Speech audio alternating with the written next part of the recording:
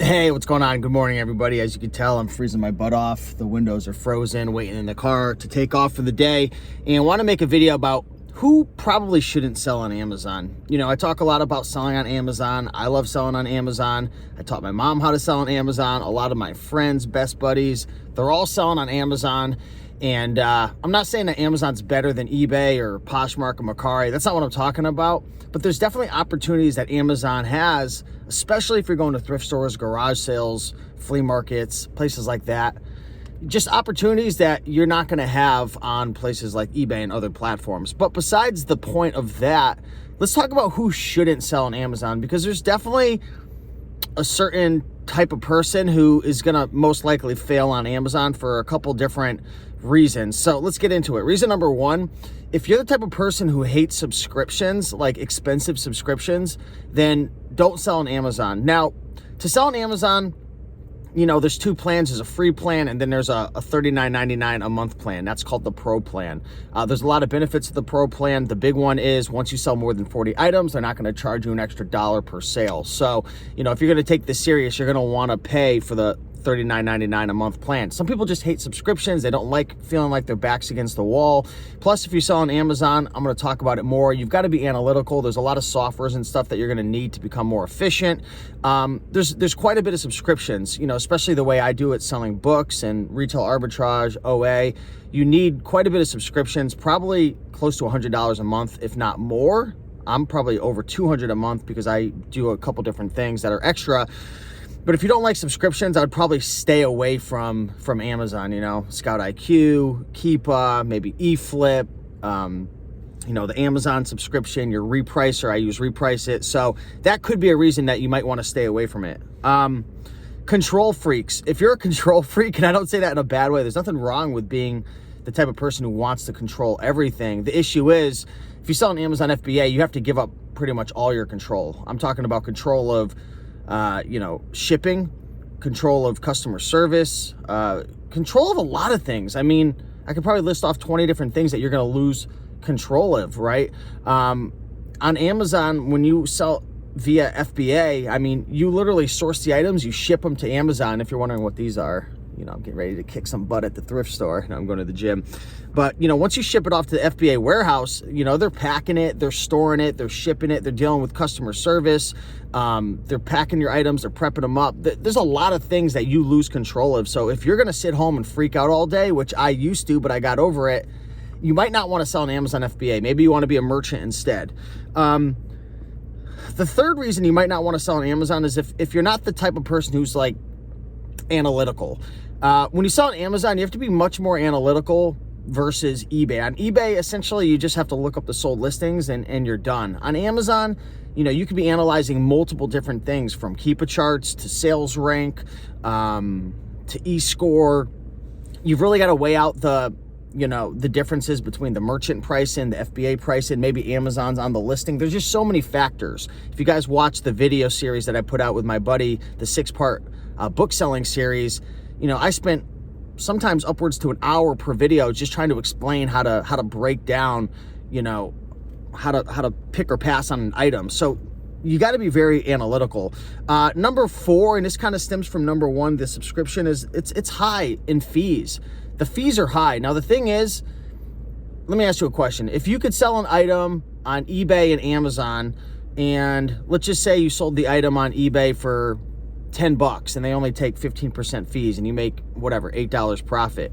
What if you sold the item on Amazon for $30, but they took, you know, 45% of the, you know, of the total pie from fees? You'd still make more money than the eBay example. So who really cares how much the fees are? Well, some people, they care. They don't want to pay high fees. They don't care how much profit they make. They don't care how much time they save. The fees are high and they're saying, you know what? Screw you. Fees are high. If you can't deal with the subscriptions, the high fees, you know, especially as an FBA seller, you're going to have storage fees. You're going to have fees to ship out. Obviously, there's selling fees, differs per category. The fees are high. The reason I love Amazon is because I save a ton of time. I get to use all their employees to pick, pack, ship, deal with customer service, and I ultimately make more money through the FBA program because of that prime bump. The fifth thing if you're the type of person, like I know a lot of eBay sellers are like this, they just love the interaction of just being able to communicate with the customer, and they get to see who purchases it, and they get to look in their profile, and ship it right out to them. They can put a little handwritten note. It's just really personal. It feels good. There's nothing wrong with it. I take pride in when I ship out my eBay items to, like I'm really making a difference in someone's life. I feel that human-to-human connection. On Amazon, it's very robotic, especially FBA. You're shipping everything in a box. You can be putting 20, 30 items in a box, shipping it out to the warehouse, and then, it goes to UPS, and then UPS drops it off at some type of UPS distribution center, and then an Amazon, I don't know, it gets shipped out to a warehouse, and then it ends up God knows where, right? You don't really have that connection. Yeah, you can see who purchases it, but you're not really dealing with customer service and whatnot if you're an FBA seller, which is the way I teach. So if you really love that one-on-one interaction, Amazon's probably not for you. Number 6, and this applies to all platforms, but Amazon's the worst. If you don't like selling on a platform where things are always changing, rules are always changing, a lot of times you're going to be getting screwed as a seller. There's just all different types of things. Like lately, the new thing is this inventory stock limit. Now they're limiting the amount of items you could have in your FBA stock because the warehouses are probably full of crap, and they're not in the business of being a fulfillment center. They're in the business of selling products. Rules are always changing on Amazon. If you don't like being in a place where it's kind of like a dictatorship, really, it's not a democracy.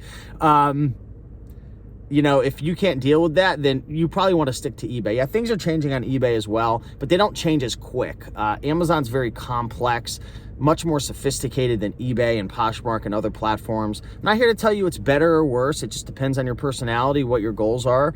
If you run multiple businesses like I do, and your time is limited and you like to front load a lot of your work, sometimes I'll ship out a bunch of stuff for 3 months in a row, and then lately I haven't shipped anything in the last month because there's just all this crazy stuff going on in my life. That's cool though. That's what I like about Amazon. But the rules are always changing.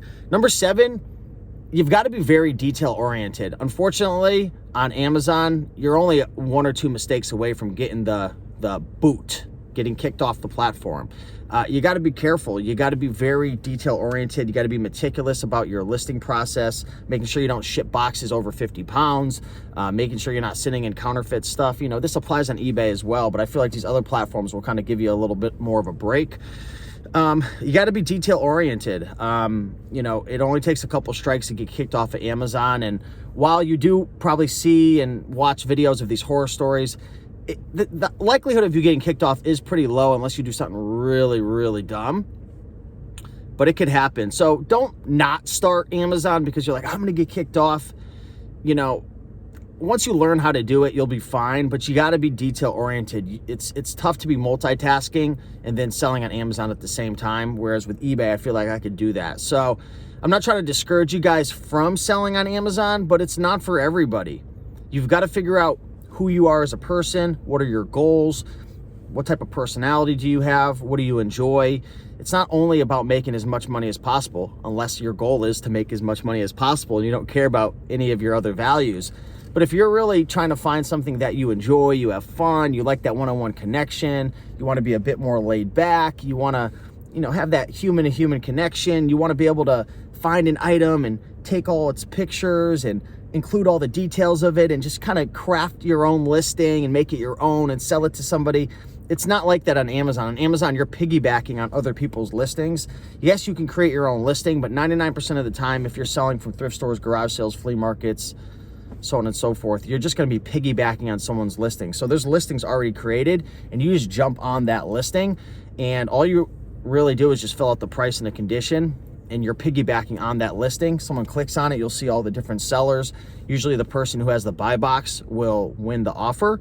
So when you shop on Amazon, it'll just say buy it now, and it'll pull whoever has the buy box offering, it'll pull their sale. They rotate the buy box from time to time. They're supposed to do it equally.